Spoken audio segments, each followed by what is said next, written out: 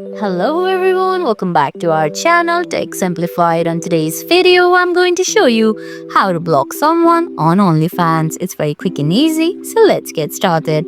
First of all, open your preferred web browser and type in onlyfans.com. Now you're gonna have to give your login credentials and log in into your OnlyFans account.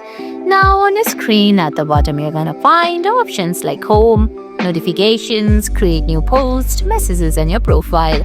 You have to stay on home, where on the top right corner you're gonna find two icons, search and three-dot menu. Well, you can look for the creator or the person that you want to block, or you can simply go ahead and tap on the profile that you want to block if it's appearing on a screen at home.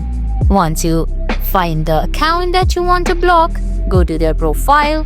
Then under their profile, right above on the top right corner, you're gonna find three-dot menu.